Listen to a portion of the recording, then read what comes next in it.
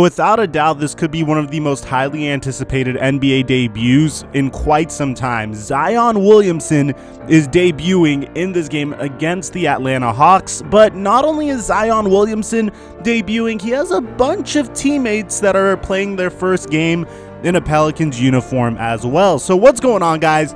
Your boy TheFlightMike back again with another upload, and today we're going to be talking about what we learned from Zion Williamson's and his teammates' debut in the NBA preseason. Now guys, really quickly before we get on to the video, there's an announcement I have to make. First of all, we're almost at 200,000 subscribers, so you guys are freaking awesome for hitting that subscribe button. The goal is to hit 500,000 subscribers by the end of October so I could be a full-time YouTuber. If I get to 500,000 subscribers, then I will be able to fulfill my dream of making content for you guys every single day and making my only job. If not, then I'll still be making YouTube videos, but it would be more on a part-time basis. I'll be able to release like maybe 1 to 3 videos a week. So if you watch a lot of my content, you enjoy the content, be sure to hit that subscribe button. On top of that, guys, I recently got a strike on my channel, so please go to my Instagram page, follow my Instagram page in case something bad happens to this YouTube channel so I could communicate with y'all. Also, we're going to be doing a giveaway once we get to 10,000 followers for a pair of Off-White Air Jordan 1s, and I know you want Off-White Air Jordan 1s, so be sure to follow me on IG. So now that that's out of the way, let's get to this debut, and no one was more excited for this debut than Lonzo Ball. You can see his very first highlight over here, checking out Zion Williamson's ass for a good 5 seconds before they get into the court. Now look, before we get to this content, I really take pride in myself giving you the information that most mainstream sports analysts would not give you. And that's not calling myself an analyst, but I like to give you guys info that you wouldn't hear normally. And the first bit of info that I have to give you is this honorable mention to Brandon Ingram. And after watching this game, what I was thinking about is Brandon Ingram could be a crazy X factor for the New Orleans Pelicans.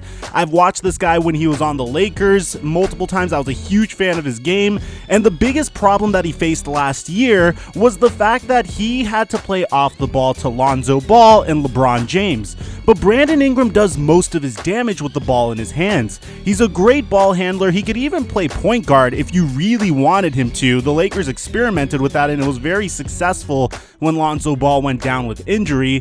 But on top of that, he could be probably one of the greatest sixth men in the NBA because he needs the ball in his hands to dominate, and he could set up his teammates. He's very long and athletic. He could play a James Harden OKC Thunder-like role for a very good team. And honestly, I just felt like I had to touch on Brandon Ingram a little bit because I feel like he was so forgotten in this hype with Lonzo Ball and Zion Williamson that it was definitely worth mentioning prior to starting this video. Now, the current theme of this video, guys, is we have to go beyond the surface of what most people are telling you. And what I've been hearing a lot is, oh my goodness, Zion Williamson, what a great finisher.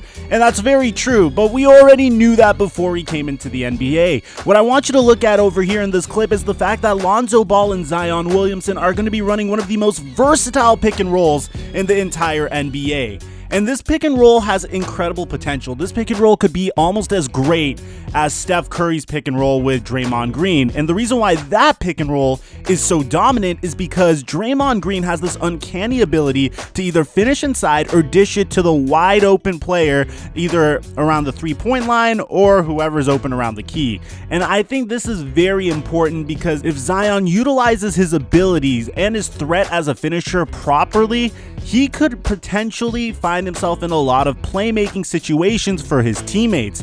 And his teammates happen to be some really good three-point shooters like Drew Holiday, JJ Redick, and possibly even Lonzo Ball. Now, I don't think I really need to give my opinion on this play because I could have told you 2 years ago, 3 years ago, hell, my 10-year-old baby cousin could have probably told you that Zion Williamson was mainly known for his ability as a finisher and his acrobatic dunks. And that's what we see here. We see an uber athletic slam from Zion Williamson, and this is the only part of him that I will ever compare to LeBron James. It's the fact that when Zion is driving to the basket, there will be defenders that want to get the heck out of his way because he has that freight train-like body, which you don't really want to get in the way of because that might hurt you as a defender. Now, I want to shift the focus to Lonzo Ball a little bit because after all, he was the brand new acquisition for the New Orleans Pelicans alongside Brandon Ingram and Josh Hart, and without a doubt, I think he might be one of the most underrated acquisitions for this New Orleans Pelicans team because he has shown an incredible ability to get the ball into Zion's hands at the most opportune time, especially on this break. And having a player with this basketball IQ to go alongside your young rookie that's oozing with athletic potential and basketball potential is a great combination. I love the fact that Lonzo is going to be able to find Zion in positions to succeed, and I cannot wait to see these two pick apart film together because I feel like they're going to be a lethal duo. Remember when LeVar Ball said that Lonzo's jump shot was just fine, he didn't need to change it at all whatsoever? Well, we're talking about the same guy that said he could beat Michael Jordan in a one-on-one and that Lonzo Ball's better than Steph Curry.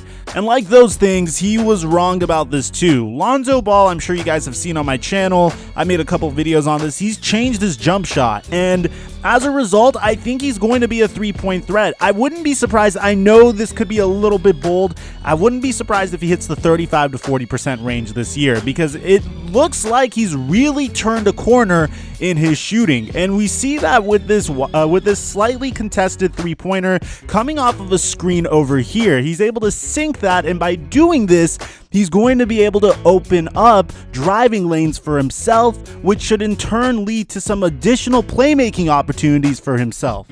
Now, over here we bump into our very first weakness and flaw with Zion Williamson's game. As you can see over here, he's being dared to take that three-pointer, and he does take the three-pointer to his credit, but he also misses. So this could be a little bit similar to what Ben Simmons is dealing with, although I do like Ben Simmons' ability as a playmaker a little bit more than Zion. Zion is mainly known as a player that's an incredible slasher, but if he's going to consistently have defenders backing off on him, that could result in some difficulty in finishing at the rim. And no matter what, he's going to be able to finish at the rim. This is why he got the Julius Randle comparisons, because Julius Randle has a very similar problem.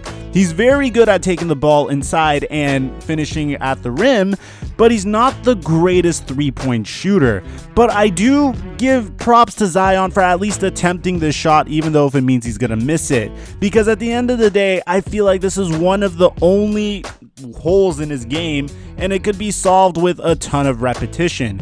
And also, whoever the heck fixed Lonzo Ball's jumper could probably help Zion Williamson with his jump shot as well. Now, this is something that potentially scares me. There are multiple things Zion has to do in order to go from a player that's definitely going to be an all-star to a player that could be the face of the NBA. And I know this is going to sound a little silly, but one of those things is improving his free throw percentage. During his lone season at Duke, Zion was a 64% free throw shooter, and that's a huge problem if you make your living by slashing to the basket. So we definitely need to see Zion improve his percentage from the free throw line if he really wants to maximize his potential. Now, I know this may sound a little silly, but this could potentially leave 4 to 5 points per game off the board for him. And if you think about that, that's a significant amount when you're trying to be the face of the NBA. Now, I'm going to close this video with a couple of plays that I really liked from this game. The very first play that I loved was this Lonzo Ball step back three, and I've seen it on occasion when he was on the Los Angeles Lakers. However, I didn't see it fall consistently, but whenever Lonzo is able to get this step back three to go, it conveys great confidence in his shooting stroke. And there's been games where he was able to come out and hit a ton of threes, and that's when he's the best version of himself. So seeing him continuously working on this step back three and seeing it falling is very encouraging. Here's another example of the New Orleans Pelicans putting Zion in a position to succeed. A bunch of drives into the basket results in Zion Williamson having a wide open lane to cut to the basket and put up a strong finish, which is fantastic to look at, but I hope he's able to build around this core element of his game. Another clip I want you guys to take a look at is this Lonzo Ball three-pointer once again. This time he's left wide open, and in the past, a lot of teams would leave him wide open. But I don't think you can really do that anymore. I really am buying stock in Lonzo's ability to hit threes now. I like to cap off this video with one final Lonzo assist to Zion, and to summarize everything, because this play is more of the same, Zion has demonstrated an incredible ability to finish at the rim, but will he be able to build upon that? Will he be able to build a jump shot? That's the main question about him being able to fulfill his potential. In terms of Lonzo Ball, I love seeing what I've seen from him. He has that basketball IQ coupled with an improved jumper, so I'm expecting a big year for Lonzo. Now guys, if you made it to the end of this video, comment down below, I took flight, and let me know what you guys thought about Zion's first game. Did I miss anything important or any part of the game that I probably haven't seen? Let me know in the comment section down below. On top of that, I want to give a shout out to my only Patreon patron, Icy Jalen Brown. If you want to support me financially in an additional way, you could go to my Patreon up in the description down below. All Patreon members get shouted out at the end of the video, and we're also working on additional benefits as of now. Aside from that, I'm your boy, TheFlightMike, and I'll catch you guys in the next video.